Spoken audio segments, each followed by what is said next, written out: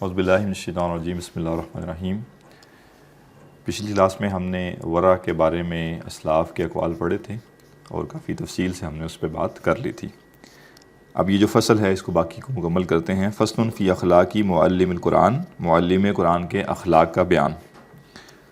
تو امام نووی رحمہ اللہ نے ابھی تک جو چیزیں بیان کی ہیں وہ کیا ہیں کہ معلم قرآن کو زہد اختیار کرنا چاہیے، دنیا میں کم سے کم پر قناعت کرنی چاہیے، دنیا اور دنیا والوں سے اس کا واسطہ کم سے کم ہو، اور سخاوت اور اس کے اندر بے نیازی ہونی چاہیے، اور جتنے بھی رسپیکٹڈ ایٹریبیوٹس ہیں، اخلاق ہیں، وہ اس میں ہونے چاہیے، اور اس کے اندر خندہ پیشانی ہونی چاہیے، وہ یعنی اس کے چہرے پہ ایک جو ہے وہ ایک خندہ پیشانی ہو، جب لوگوں سے ملے ان سے ڈیلنگ کرے، اور خندہ پیشانی بھی ایسی نہ ہو جو کہ اس کی جو سنجیدگی ہے اس کی حد سے باہر نکلی ہوئی ہو۔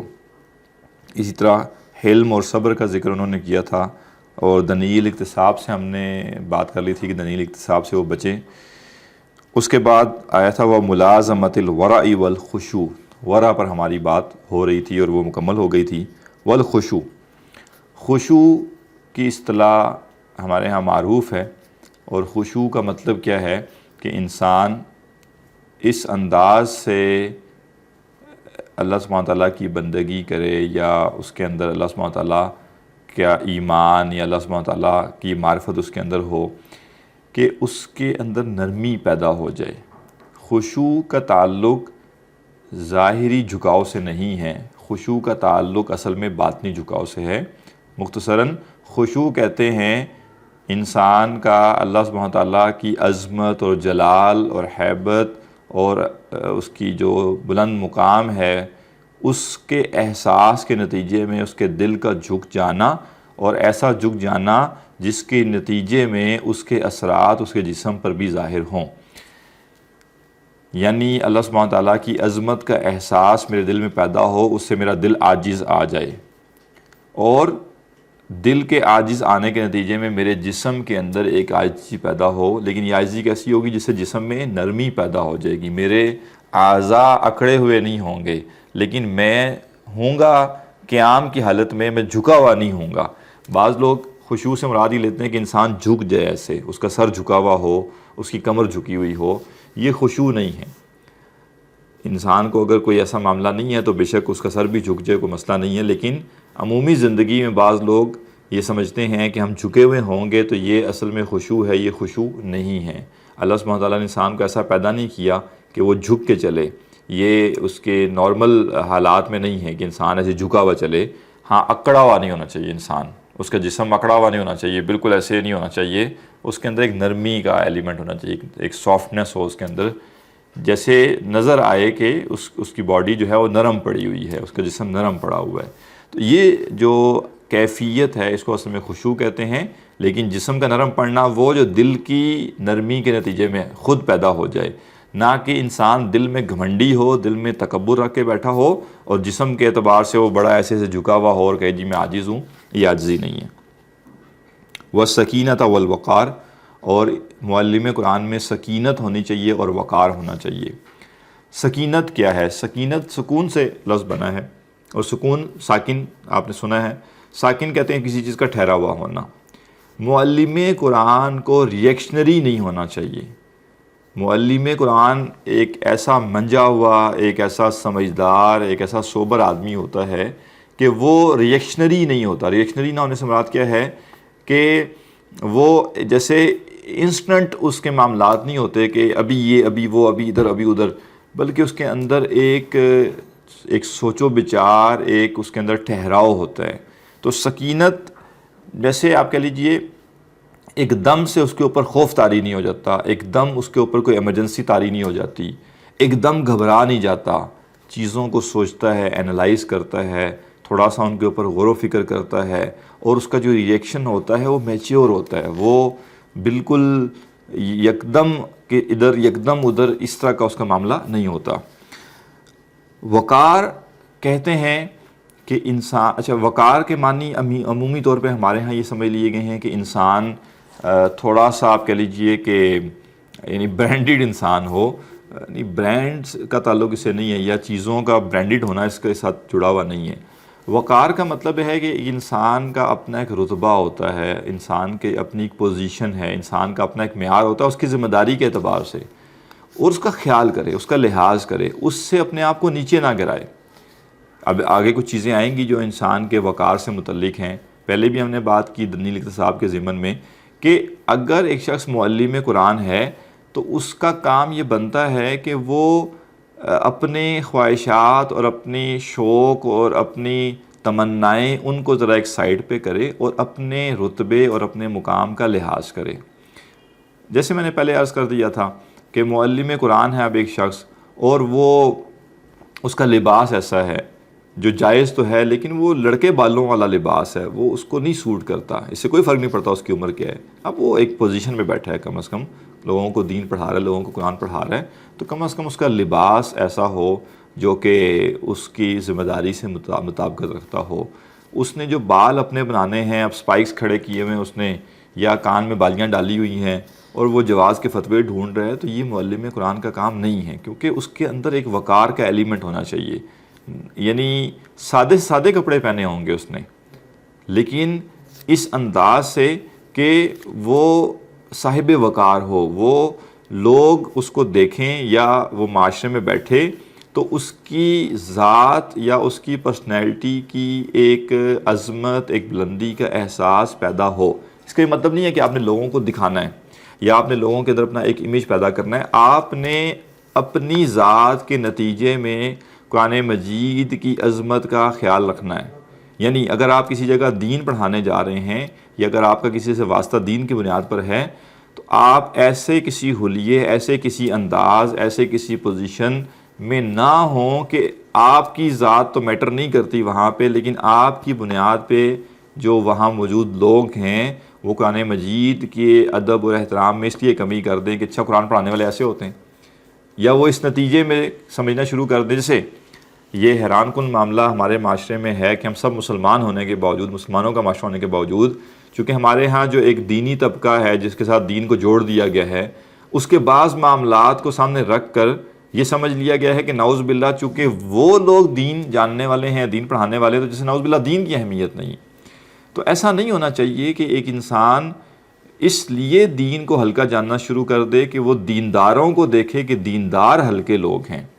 مثلاً انسان کا لباس کتنا ہی سادہ کیوں نہ ہو، کوئی شخص اس کو فیور دینا چاہے، وہ کہے بھئی میں معلم قرآن ہوں، میں دین پڑھاتا ہوں، میں کوئی مانگنے والا نہیں ہوں، میں کوئی ایسا شخص نہیں ہوں کہ جس کو ہر شخص آتے جاتے فیور دے جائے۔ تھوڑا سا انسان کا کردار بلند ہونا، اس کو اگر ضرورت ہے، حاجت ہے مال کی، تو کسی اپنے کہہ لیجئے کسی اپنے محسن سے، کسی اپنے عزیز سے، اس سے اس کا ذکر کرے کہ مجھے چاہیے۔ معلم قرآن اس طرح کا بن جائے کہ ہر بندہ آ کے اس کی مٹھی میں پیسے رکھ کے جا رہا ہے اور وہ لے رہا ہے، تو یہ کیا، یہ اس کے وقار کے منافی ہے، یہ اس کی پوزیشن کے منافی ہے۔ اس سے وہ اپنے اس خدمت کا جو شعبہ ہے اس کو ہلکا کر رہا ہے، جو کہ اس کو نہیں کرنا چاہیے۔ تو ایک وقار مشکل ہے اس کو ڈیفائن کرنا ایگزیکٹلی، کیونکہ کچھ لوگ وقار کے نتیجے میں اس طرف چلے جاتے ہیں کہ ہم بہت زبردست قسم کے کپڑے پہنیں گے اور بڑے اعلیٰ قسم کا لباس ہوگا اور بڑے اعلیٰ قسم کی سب چیزیں ہوں گی۔ اس کا تعلق وقار سے نہیں ہے، بلکہ عمدگی اور شائستگی اور ایک عظمت اور سادگی میں بھی ہوتی ہے۔ انسان بالکل سادہ ہو لیکن اس کی اپنی طبیعت، اس کا ایک مزاج ایسا ہو کہ اس سے پتہ چلے کہ یہ ایک عظمت والا کام کرتا ہے یا اس کا تعلق کسی عظمت والے شعبے سے ہے۔ وَالتَّوَاضُعِ وَالْخُضُوعِ، تواضع کہتے ہیں عاجزی کو۔ عاجزی کیا ہوتی ہے کہ انسان اپنی ذات کو مائنس کر لے، جو اس کا رتبہ اور جو اس کا مقام اور جو اس کی منزلت ہے وہ یہ ذہن میں رکھے کہ اس کا میری ذات سے تعلق نہیں ہے، یہ میرا کام ہے، یعنی میرے شعبے کی عظمت ہے۔ یعنی اگر لوگ مجھے سنیں یا لوگوں کو یہ پرواہ ہو کہ اس کی کسی معاملے میں کیا رائے ہے، تو میں یہ ذہن میں رکھوں کہ یہ اصل میں عزت وہ لوگ قرآن کی کر رہے ہیں، قرآن کے علم کی کر رہے ہیں، میری ذات کی نہیں۔ یہ قرآن کا علم میری ذات سے اگر جدا ہو جائے گا تو میں کچھ بھی نہیں ہوں۔ تو اپنی ذات کی ایسی نفی، جس نفی میں انسان اس کریڈٹ کو، اس عظمت کو اپنے اس کام، اپنی اس اللہ کی دی ہوئی توفیق کے ساتھ جوڑ دے اور اپنے آپ کو نیچے لے جائے۔ اور اس تواضع کا نتیجہ کیا ہوتا ہے کہ انسان اپنی ذات کے لیے بھی کچھ نہیں چاہتا، اپنی ذات کو سائڈ پہ کر دیتا ہے۔ جہاں اس کی ذات کا معاملہ آتا ہے وہ گیو اپ کر دیتا ہے کہ جی مجھے کچھ نہیں چاہیے، ہاں جہاں اس کا کاز سامنے آئے گا، جہاں اس کا مقصد سامنے آئے گا، وہاں وہ بڑا فرم ہوگا، وہاں وہ بڑا جو ہے اسٹرکٹ بھی ہو سکتا ہے وہ، لیکن اپنی ذات کے لیے اس میں کوئی سختی نہیں ہوگی۔ واجتناب الضحک، اور ہنسنے سے اجتناب کرنا۔ ہنسنے سے اجتناب کیا ہے اصل میں کہ مسکراہٹ یا تبسم یا خوشی کا اظہار یہ پسندیدہ چیزیں ہیں، لیکن ایک رویہ ہوتا ہے جس کو جو جیسے اب کلچر ایک عام ہوتا جا رہا ہے بہت ہا ہا کرنے والا، تو اس طرح کا یعنی کھل کے ہنسنا یہ مطلب کبھی کبھار نجی مجلسوں میں تو کبھی کبھار تو ہو سکتا ہے، لیکن ایک شخص کے جیسے عادت ہو کہ وہ مطلب بیٹھا ہے لوگوں میں دین پڑھا رہا ہے، سنجیدہ مجالس میں بیٹھا ہوا ہے اور وہ اس میں ہا ہا ہا کر رہا ہے، یہ معلم قرآن کی صفت نہیں ہے۔ جہاں امام نووی نے کہا کہ اس میں خندہ پیشانی ہو، وہیں امام نووی یہ کہہ رہے ہیں کہ یہ ضحک جو ہے، یہ جو کھل کے ہنسنا ہے، یہ معلم قرآن کا کام نہیں بنتا۔ اور والاکثار من المزح، اور کثرت سے مزاح کرنا، یہ بھی معلم قرآن کا کام نہیں ہے۔ یعنی اس کی پرسنالٹی میں، اس کی طبیعت میں مزاح کا ایک ایلیمنٹ ہو، ہیومر کا ایک ایلیمنٹ ہو، اس میں کوئی مذائقہ نہیں ہے، یہ ہونا چاہیے۔ نمبر ایک تو وہ اس کے رتبے کے مطابق ہونا چاہیے۔ گھٹیا قسم کے لطیفے سنا سنا کر لوگوں کو مائل کرنا، ایسے لطیفے سنانا جس میں گلیمرس قسم کے معاملات ہوں تاکہ لوگ اٹریکٹ ہوں، یہ معلم قرآن کا کام نہیں بنتا۔ وہ ایک بڑے معاملے کے ساتھ جڑا ہوا ہے، اس کی ایک ذات میں سنجیدگی ہونی چاہیے۔ ہلکا پھلکا آپ کہہ لیجئے ہیومر اس کی طبیعت میں ہونا، اس میں کوئی مسئلہ نہیں ہے، لیکن اس کو سادے لفظوں میں کہتے ہیں نا، یہ آٹے میں نمک کے برابر ہونا چاہیے۔ کوئی شے جائز ہونے کا یہ مطلب نہیں ہے کہ اس کی کوانٹٹی جتنی مرضی ہو جائے۔ آٹے میں نمک ڈالنا اچھی بات ہے، ضروری بھی ہوگا، لازمی بھی ہوگا، لیکن آپ مائنر سی اس کی کوانٹٹی زیادہ کر دیں گے، آپ سے وہ روٹی کھائی نہیں جائے گی۔ تو کسی بھی شے میں کسی کوانٹٹی کا ریشو پروپورشن جو ہے وہ اس کا لحاظ کرنا ہوتا ہے۔ لہٰذا قرآن مجید کا جو معلم ہے، پڑھانے والا ہے، اس کی طبیعت میں ہیومر ہونا یہ اچھی بات ہے، اس میں کوئی برا ایلیمنٹ نہیں ہے، بس اس میں کثرت نہیں ہونی چاہیے، وہ اپنی مطلوبہ مقدار سے زیادہ نہ ہو، بالکل وہ سنجیدہ ہو وہ بھی ٹھیک نہیں ہے، ایک سافٹنس ہونی چاہیے ہمیں۔ نبی اکرم صلی اللہ علیہ وسلم کی طبیعت میں بھی نظر آتا ہے کہ آپ اپنے صحابہ کے ساتھ ایک حد تک مزاح کا ایلیمنٹ آپ رکھتے تھے، لیکن اس کا یہ مطلب نہیں ہے کہ وہ ہر وقت ہو اور وہ حدود و قیود سے نکلا ہوا ہو، یہ نہیں ہونا چاہیے۔ وَمُلَازَمَةِ الْوَظَائِفِ الشَّرْعِيَّةِ، اور جتنے شرعی اوصاف ہیں، جتنے شرعی اعمال ہیں، جتنی شرعی معمولات ہیں، وظائف کا لفظ جو ہے وہ پہلے بھی ہم ذکر کر چکے، اس کا معنی جو ہے وہ اسپیسیفک عمل یا وہ نہیں ہے، بس ایک جیسے جو دین کے کچھ معاملات ہیں، جو دین کی تعلیمات ہیں، ان سب کو پورا کرے، جیسے کالتنظف بازالۃ الاوساخ والشعور، انسان صفائی اختیار کرے، کیسے؟ میل کچیل اس کے بدن پہ نہ ہو، یعنی انسان اس حد تک اس کا صفائی کا ایک معاملہ، ایک روٹین ہو کہ میل کچیل اس کے اوپر جمع نہ ہونے پائے۔ انسان کئی دنوں تک نہ نہائے اور پسینے کی وجہ سے اس میں بدبو بھی پیدا ہو رہی ہو اور میل کچیل بھی اس کے جسم پہ جو ہے وہ آ رہی ہو، یہ معلم قرآن کو زیب نہیں دیتا۔ دین یہ بھی نہیں کہتا کہ انسان روزانہ کی بنیاد پہ یا صبح و شام نہاتا رہے، یعنی دین ایک فطری زندگی گزارنے کی تعلیم دیتا ہے۔ ایسی شے جو مشقت کا باعث بن جائے، دین اس کی بھی تعلیم نہیں دیتا۔ اعتدال رکھنا چاہیے۔ تو اعتدال یہی ہے کہ انسان اس حد تک اس کے نہانے دھونے کا معمول ہو کہ اس کے جسم پہ میل جمع نہ ہو اور اس کے جسم سے بدبو نہ آتی ہو، تو یہ معلم قرآن کا کام ہے کہ وہ کرے۔ کالتنظف بازالۃ الاوساخ والشعور، میل کچیل کو ختم کرنا اور ان بالوں کو ختم کرنا، یعنی صفائی اختیار کرنا ان بالوں کو ختم کر کے، التی ورد الشرع بازالتھا، جن کو کاٹنے یا ختم کرنے کا شریعت نے حکم دیا۔ کقص الشارب، جیسے مونچھیں پست کرنا، تو شریعت اس بات کو پسند نہیں کرتی کہ انسان مونچھیں رکھے بہت بڑی بڑی۔ بہت سی روایتوں میں مونچھیں پست کرنے کا حکم آیا ہے، تو ینگسٹرز حیران کن بات ہے کیسے دین سے لوگ اتنے دور ہو گئے ہیں کہ اس میں فخر محسوس کرتے ہیں، بہت لمبی لمبی بہت بڑی بڑی مونچھیں رکھی ہوئی ہیں اور اس کا سٹائل بنائے ہوئے ہیں۔ کبھی تھوڑا سا خیال کیجئے نا کہ آپ کس نبی کے امتی ہیں، اور آپ کے لیے گڑ گڑا کے جس نبی نے دعائیں کی ہیں اور آپ کی آخرت کے لیے جو ہے اللہ سبحانہ تعالیٰ سے رحمت مانگی ہے، آپ اس کی تعلیمات کو کوئی ویلیو ہی نہیں دیتے، آپ کے لیے اس کی کوئی اہمیت ہی نہیں ہے، ان باتوں کی، ان تعلیمات کی، ان فرامین کی۔ ٹھیک ہے، اس حد تک اہل علم میں اختلاف ہے کہ مونچھیں چونکہ پست کرنے کا حکم ہے، اس کا مطلب ہے مونچھیں ہو سکتی ہیں، تو بعض لوگوں کے نزدیک یہ ہے کہ بالکل نہ ہو، اور بعض لوگوں کے نزدیک ہے کہ ایک کچھ مقدار تک وہ ہوں۔ لیکن یہ جو لمبی لمبی مونچھیں رکھ کے اور مونچھیں تان لینا اور اس کے ایک سٹائل بنا لینا، یہ کم از کم جو ہے وہ بندہ مومن کا شیوا نہیں ہے۔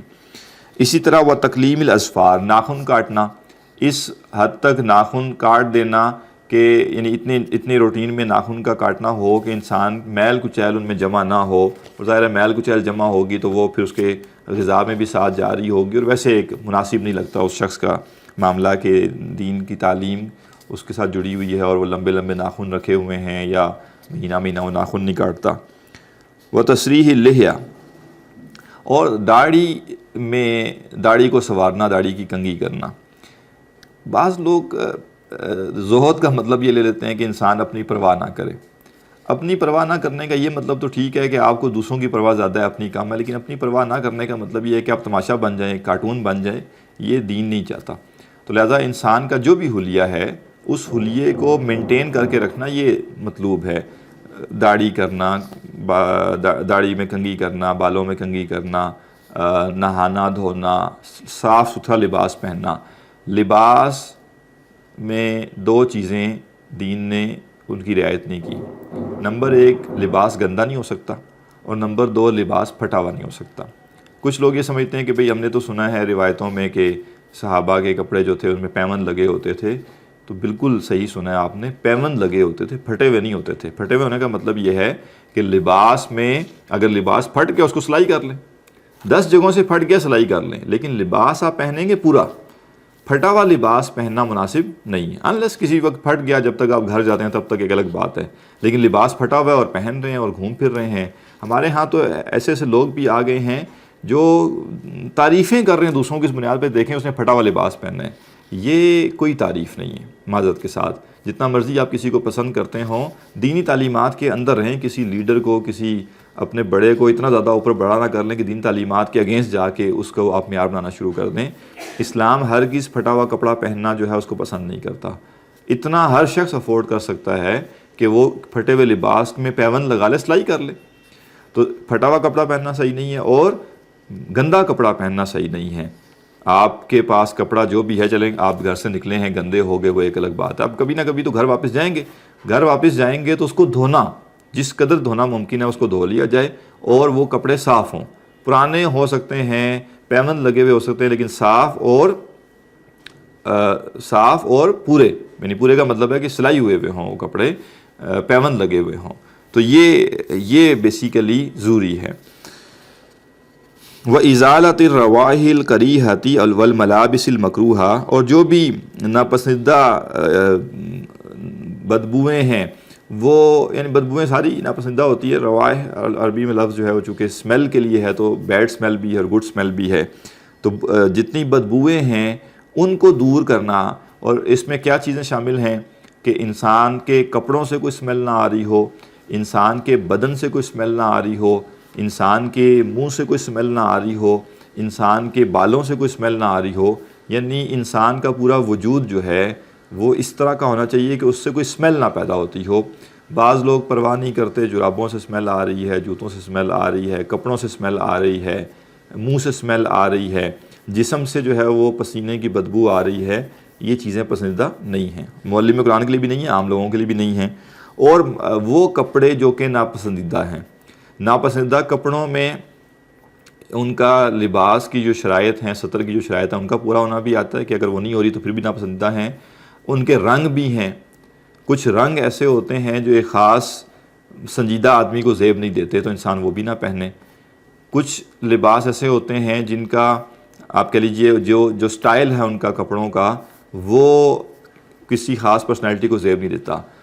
کوئی بھی مرد جو ہے اگر وہ دین پڑھا رہا ہے بیٹھ کے اور وہ سکن ٹائٹ شرٹ پہن کے بیٹھا ہوا ہے، تو برحال مجھے جو بات سمجھ آتی ہے یہ کوئی پسندیدہ بات نہیں ہے۔ آج کل یہ سب چل رہا ہے، ایک عجیب دور پیدا ہو گیا جس میں عجیب کھچڑی پک گئی ہے ہر چیز میں.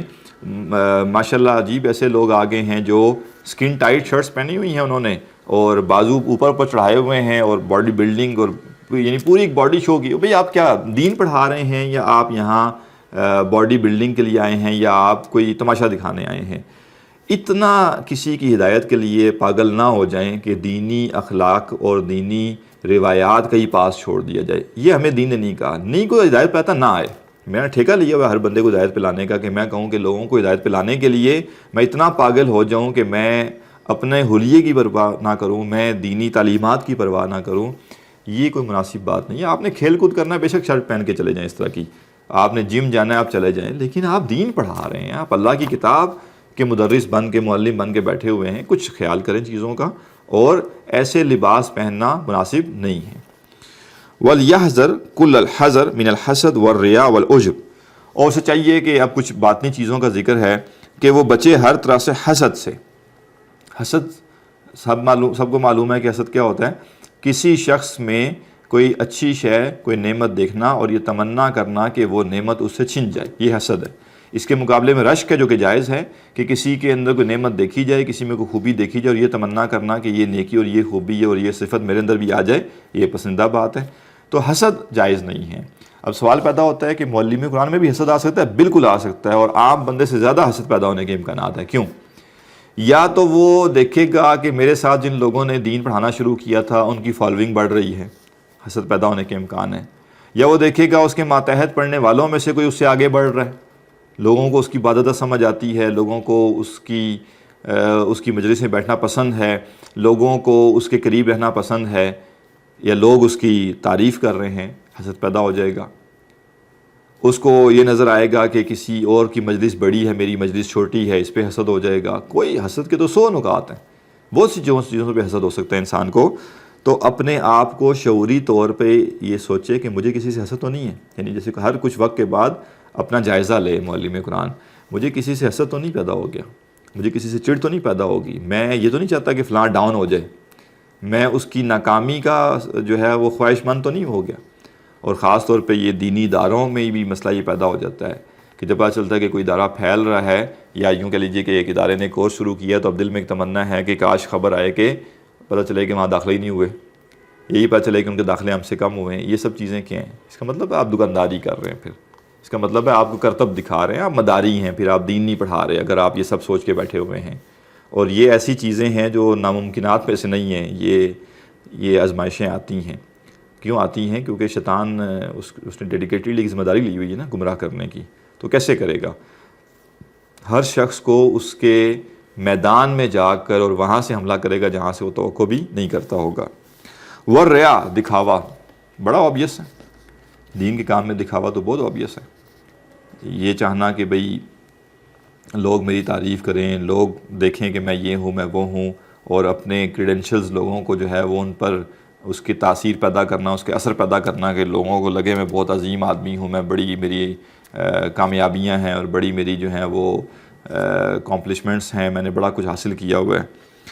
والعجب, اور عجب کہتے ہیں یہ ایک طرح سے تکبر کی شکل ہے کہ انسان دوسروں کو تو نہ یہ بتائے کہ میں بڑی شے ہوں, اپنے آپ کے ساتھ ہر وقت لگا رہے. سبحان اللہ, کتنا ہی بڑے مقام پہ میں پہنچ چکا ہوں, کیا ہی میں عظیم آدمی بن چکا ہوں, دیکھیں نا میرے ذریعے کتنے ہی لوگوں کو ہدایت مل رہی ہے. یہ اپنے دل میں وہ لگا ہوا ہے اپنے ساتھ. ماشاءاللہ میری بات تو ہر ایک کو سمجھ آ جاتی ہے, اور دیکھیں جب سے میں نے یہ کام شروع کیا تو کتنے ہی لوگوں کو فائدہ ہو گیا, اور میں اگر نہ کروں تو یہ کون کرے گا, یہ تو مجھ سے ہی ہو رہا ہے. اپنے آپ کے ساتھ لگے رہنا اور اپنی تعریفیں کرتے رہنا, اپنے ہی من میں لگے رہنا, یہ ہے بیسیکلی عجب, خود پسندی, اپنے سحر میں مبتلا ہو جانا. وَاحْتِقَارِ غَيْرِهِ, اور دوسرے کو اپنے سے حقیر جاننا. وَإِن كَانَ دُونَهُ, اگرچہ وہ دوسرا شخص حقیر ہی کیوں نہ ہو. کہنے کا مطلب کیا ہے؟ حقیر سے مراد یہاں وہ حقیر سمجھ رہا ہے, اس کو کمتر سمجھ رہا ہے رتبے میں, اور جو کہہ رہے ہیں کہ چاہے وہ اس سے کمتر ہو, وہ ظاہری معنوں میں کہہ رہے ہیں, یعنی اللہ کے ہاں نہیں. ایک شخص ہے وہ ذرا جونیئر ہے اور یہ شخص ذرا سینئر ہے, اس کو 10 سال ہو گئے, اس کو 5 سال ہوئے ہیں. اب یہ کہہ رہا ہے یہ تو مجھ سے کمتر ہی ہے، یہ تو مجھ سے ڈاؤن ہی ہے. کیوں بھائی؟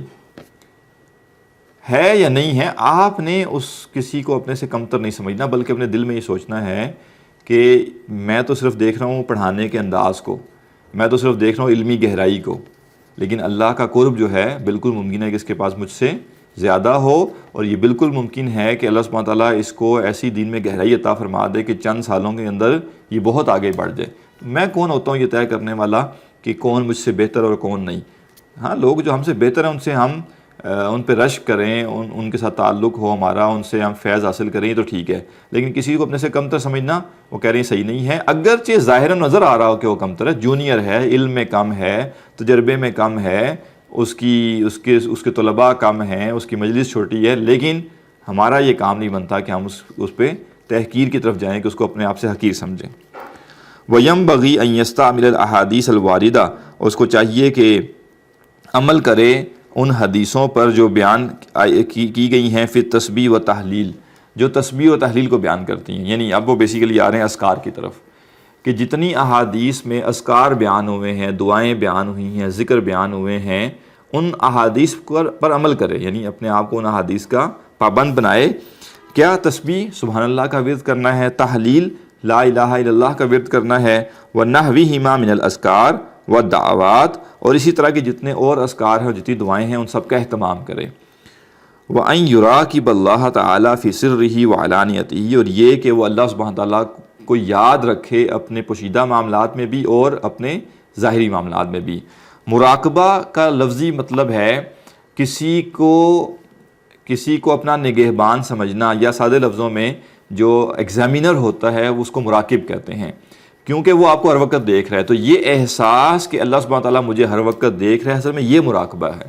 مراقبہ اندھیرا کر کے اور ایک خاص انداز سے ذکر کرنے کا نام نہیں ہے. اللہ سبحانہ تعالیٰ کی یہ یاد کہ اللہ مجھے دیکھ رہا ہے، یہ ہے اصل میں مراقبہ. تو اللہ سبحانہ تعالیٰ کا وہ مراقبہ رکھے اپنے پوشیدہ معاملات میں بھی، علانیہ میں بھی. کیا مطلب؟ پوشیدہ ہے یا لوگوں کے سامنے کوئی کام کر رہا ہے، اس کو ہر وقت یہ یاد ہے کہ اللہ مجھے دیکھ رہا ہے. اس سے کیا ہوگا؟ وہ معصیت سے بچے گا، وہ گناہوں سے بچے گا. وَيُحَافِظَ عَلَىٰ ذَلِكَ، اور ان سب چیزوں کے اوپر وہ کیا کرے؟ محافظت کرے، ان کی حفاظت کرے، استقامت اختیار کرے. وَأَن يَكُونَ تَعْوِيلُهُ فِي جَمِيعِ أُمُورِهِ اللَّهِ تَعَالَىٰ، اور ہر معاملے میں، تمام معاملات میں اس کا اعتماد، اس کا بھروسہ، اس کا توکل اللہ سبحانہ تعالیٰ کی ذات پر ہی ہو. یعنی معلم قرآن کا کام بنتا ہے کہ اس کا اللہ کی ذات کے ساتھ تعلق ایسا ہو کہ وہ انسانوں سے نہ کسی قسم کی امیدیں رکھے اور نہ کسی قسم کے خوف رکھے. یہ جو لوگوں کے اندر پیدا ہو جاتا ہے کہ میرا فائدہ فلاں شخص کرے گا، یا فلاں کو راضی نہ رکھا تو میرا نقصان ہو جائے گا، یہ معلم قرآن کا کام نہیں ہے. وہ باعث ہو جائے گا، پھر وہ صحیح تعلیم کیسے دے گا؟ اگر وہ لوگوں سے ڈرتا ہے، اگر اس کو یہ ڈر ہے کہ مجھے یہاں سے نکال دیا جائے گا، تو ہو سکتا ہے کہ پھر وہ وہی باتیں کرے جو لوگوں کو پسند ہیں. اگر اس کو یہ امید ہے کہ اگر میں یہاں یہ باتیں بیان کروں گا تو میری فالوئنگ بڑھے گی، تو کیا ہوگا؟ اب وہ علمی شخص تو نہ رہا نا، وہ اللہ کی کتاب تو نہیں پڑھا رہا، اب تو وہ اپنے فالوئنگ بنانے کی طرف چلا گیا یا اپنے فائدے حاصل کرنے کی طرف چلا گیا. تو اس کا توکل اللہ کی ذات کے اوپر ہونا چاہیے کہ مجھے اگر کوئی خیر ملے گی تو اللہ کی ذات سے ملے گی، اور میرے اوپر کوئی آزمائش آئے گی، کوئی سختی آئے گی تو وہ اللہ کی ذات کی طرف سے آئے گی. نہ کوئی انسان میرا فائدہ کر سکتا ہے، نہ مجھے کوئی نقصان پہنچا سکتا ہے. جو اللہ چاہے گا بس وہی ہوگا.